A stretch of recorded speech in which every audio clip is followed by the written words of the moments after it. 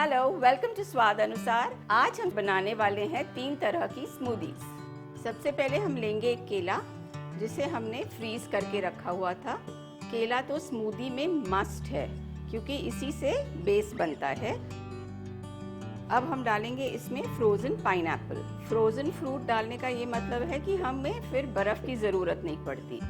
अब इसमें जाएगी 1 कटोरी पुदीना। आप पुदीना ले सकते हैं, आप पालक ले सकते हैं, आप बेसिल ले सकते हैं, आप मेथी ले सकते हैं, कोई भी ग्रीन आप ले सकते हैं। अब हम इसमें थोड़ा सा पानी डाल के इसे ब्लेंड करेंगे। ये चिल्ड वाटर है।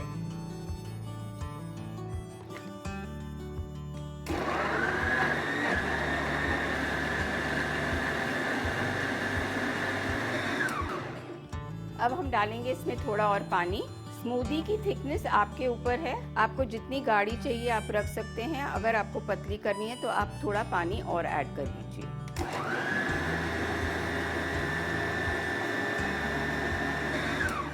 वैसे तो स्मूदी में फ्रूट है तो वो अपने आप ही मीठी रहेगी, पर अगर आपको मीठा और चाहिए तो आप 1 चम्मच भर के डेट पेस्ट डाल सकते हैं।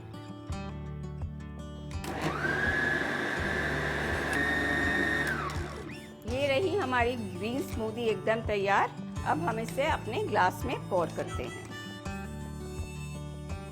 अब हम बनाएंगे हमारी स्मूदी नंबर 2 और वो है पीना कलाडो। सबसे पहले हम डालेंगे केला, ये भी फ्रोज़न केला ही है।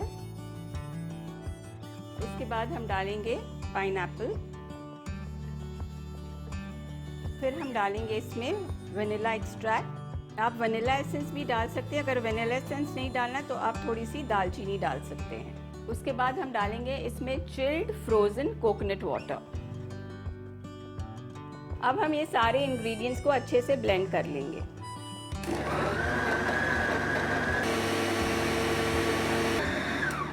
अब ये रही हमारी स्मूदी नंबर 2 बिल्कुल तैयार। अब हम इसे पोर करते हैं।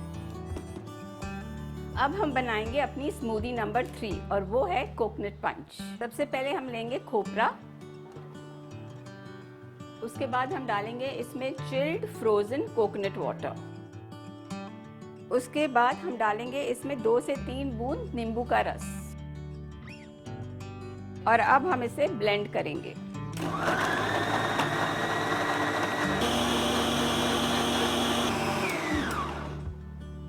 अब हमारा कोकोनट पंच रेडी है और अब हम इसे सर्व करते हैं।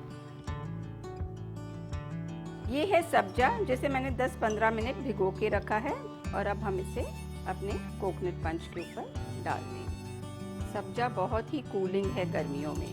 ये रही हमारी तीनों स्मूदीज एकदम तैयार। ग्रीन स्मूदी, पीना कलाडो और कोकोनट पंच। ये तीनों स्मूदीज एकदम नेचुरल इंग्रेडिएंट से बनी हैं। इसमें कोई शुगर नहीं है, कोई प्रिजर्वेटिव्स नहीं है, कोई डेयरी प्रोडक्ट नहीं है, ना मिल्क ना दही। ऐसी हेल्दी समर ड्रिंक्स के लिए कीप वॉचिंग स्वाद अनुसार।